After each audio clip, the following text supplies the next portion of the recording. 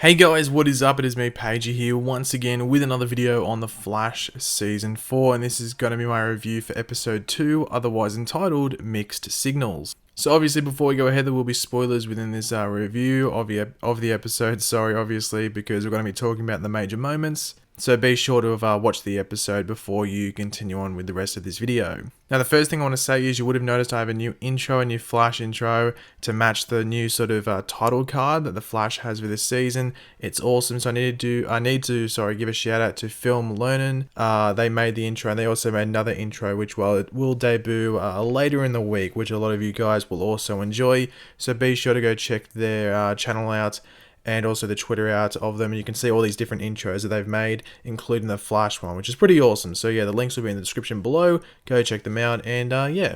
So obviously last episode we saw Barry escape from the Speed Force. He was a bit jumbled, there was sort of some drama going on, and essentially that's where we continue on into this episode. Now a lot of you guys might have noticed this if you do watch Arrow, but the opening scene when that guy's checking out that new sort of penthouse, I think they were calling it, in Central City, that's actually Felicity's apartment from Arrow. So I don't know if anyone else noticed that. I thought it was Barry's apartment at first, and I was like, oh wait, no, it's Felicity's apartment, so they're just like reusing that set. Now, throughout this opening scene, we get our first little tease at the villain for the episode, which is Kilgore, otherwise known as Ramsey Deacon. Now, that scene was pretty, I didn't think it was going to be that violent, and then when, that old lady comes across the elevator at the end of it all, you can hear, the blood and the guts and stuff dripping. I was like, oh, Jesus Christ. So thank God we didn't have to see that, and we never would have seen that on The Flash, but I wasn't expecting them to go to that, so I thought that was pretty extreme. Now, I don't think I'm the only one who thinks that Risky Business Barry is the best Barry, so when that scene came on, I did have a bit of a chuckle to myself, and it does just show that Barry's a bit different. He's not completely changed, it just seems like he's a bit more of a free spirit. He's not taking everything as seriously, and I think that's good, because we're getting back to that sort of Season 1 tone in regards to certain scenes.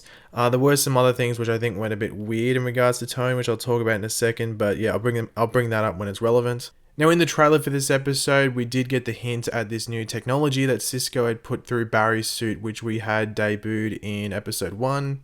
So the best way to describe this is that basically Barry's suit got Spider-Man Homecoming. It got all the upgrades and all the cool little gadgets and stuff, which became a bit of an issue later on in the episode. Obviously, last episode we had a few different parts involving Caitlin and her struggle with Killer Frost. We get a little hint at it in this episode. I think it's episode 5 or something, where they're really going to go deeper into Caitlin and Killer Frost.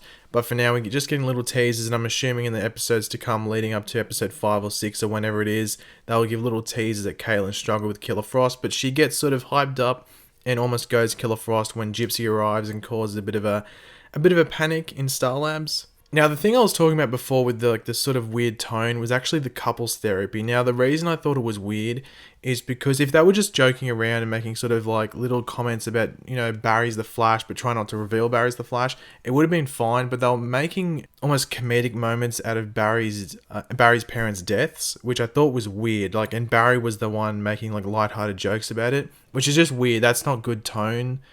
Change there's changing your tone, which is Barry doing the risky business thing and a lighter tone, and then there's that, which I just thought was really out of place and just not funny. I didn't think that was funny. I just thought it was weird, and I just didn't like that moment. I'm not getting all serious about it. It just didn't make sense. Why would Barry joke about that? So that was weird. The couples therapy in general was a bit on and off. Some parts were funny, some bits like that thing where they're talking about Barry's death and the different characters that they've known that have died and stuff. Weird. It just felt weird. But we did get a little cool Arrow sort of reference in the couples therapy when Barry picks up the newspaper and it says Mayor Queen is Green Arrow. Spoiler alert, I guess, if you haven't watched Arrow Season 6 Episode 1, but yeah, so I thought that was nice that they've tied that in. One quick scene I do want to mention, which I thought was pretty cool, and I do like it when they do this on The Flash because he is a dude that can move at super speed, and that was the grenade scene in the Central City Police Department when Ramsey Deacon's controlling the bomb robot that the bomb squad would use, and he picks all the little pieces of shrapnel out of the air before they can hit Joe and that other dude. So I thought that was a really cool scene, and I do like those scenes when they do them on the show. This episode did have a couple of references to other shows, and like they had some Game of Thrones stuff earlier on in the episode when Barry was like binge watching it like a ridiculous speed to catch up on Game of Thrones. They didn't name drop Game of Thrones, obviously. They just said Jon Snow and a couple of other things. But then you also have Cisco and Barry debating over Silicon Valley, which I thought was pretty funny. Now, obviously, I did mention that Gypsy is in this episode, and she's just like a side part in this episode between herself and Cisco. But man, I feel you, Cisco. Like, women are just quite hard to understand, are they? Like, Cisco's just confused. It was confusing me watching. You got to feel for Cisco in that situation. Now, obviously, I did mention that the suit had all this new technology in it, and in like the lead up to the final battle with Ramsey Deacon, we saw like pulse cannon in the trailer for this episode, and I thought it might have been something where it came out of his like logo on his chest or something. I don't know why it would come out there, but I just assumed it would come out there. But it turns out the pulse cannon is basically like Iron Man, like it shoots out of his hand. So we got the Iron Man flash suit essentially, and he does use that on. Well, he doesn't use it intentionally. Barry is forced to use it on Wally in that final fight to once again knock Wally out of a situation where Wally could like stand up. So Wally once again drew the short straw and became just a passenger in that final fight. And I did crack up once I started hearing that Cisco's voice was the voice in the suit, like the Jarvis, if you want to call it that. I just started laughing. It's something Cisco would do. Like, Cisco would do that, wouldn't he? But really, this final fight just really summed up that maybe keeping things simple is the best way, because Barry had all of this technology in his suit, and he's versing a dude that could, control all of this technology, and it just led to disaster. We got like a little Easter egg, if you want to call it that, to the Fat Flash from the comics. It was quick with the like inflatable like flotation part of the suit, which was pretty funny. And we just had weird things in the suit, like we had the self-destruct sequence as well that Cisco put in there, and like a deadlock so the suit couldn't be removed. Just weird things that Cisco decided to put into the suit. So Cisco was obviously definitely overthinking this suit too much and just not thinking about, maybe he might need the suit to be removed. One part in the episode which I thought was actually a really nice moment was the Cisco and Gypsy date, because this whole real episode in regards to Gypsy's involvement is that Gypsy came over for a date with Cisco to spend time with him, but Cisco had to avoid it because of, well, not avoid it, but he couldn't attend it because all this stuff going on with Kilgore or Ramsey Deacon, whatever you want to call him. So the fact that they were able to finally get around to doing it was nice. I do think Cisco and Gypsy are the best couple on the show. It's not because I don't like Iris and Barry, just they struggle with the Iris character so much, like what to do with her. Either they put her in too much or they just avoid her completely, and it's just the character is semi-broken. I'm hoping that in the rest of this season they can fix the Iris character and sort of find her place on the show. But yeah, at the moment I'm really enjoying Cisco and Gypsy, and I think she's around for the next couple of episodes. I'm not 100% sure.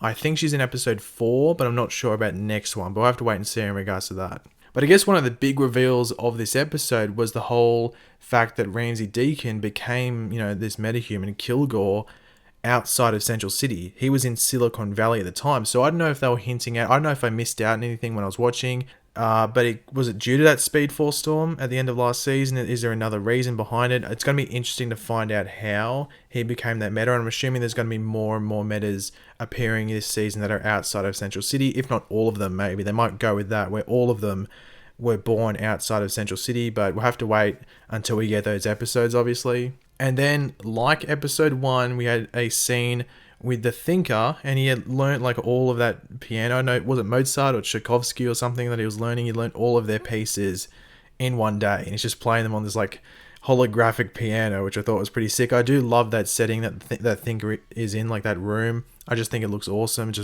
just blows your mind whenever you see it. But it turns out that he's obviously collected Kilgore. Like, the mechanic is talking to him. They've, I guess you could say, quote unquote, collected Kilgore. So he's gathering metahumans. But for what? I think there was an extra 11 spaces there. So there's going to be 12 in total if they fill up all those squares. So what is he collecting these metas for? Very interesting. I cannot wait to find out. I think this is a good way to bring the Thinker in, because I think a lot of people were sort of concerned that the Thinker was brought in the first episode. We got that tease. But if they do this, where we just get little, like the end scene of almost all of the episodes in the first half of the season or something like that, are the Thinker, and we just slowly get his plan put together, that's good.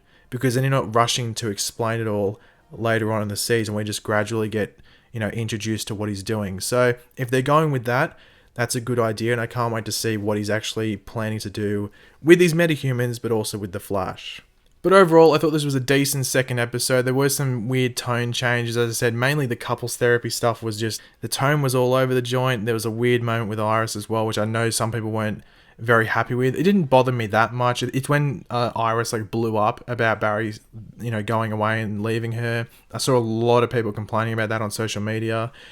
I was like, I like raised my eyebrows at it, and I was like, what the hell? But it didn't bother me too much. So because of that, I thought it was a decent second episode, following on from a pretty strong first episode as well. But thanks for watching, guys. If you did enjoy the video, it'd be awesome if you could leave a like on it to show your support for the video and the channel as a whole.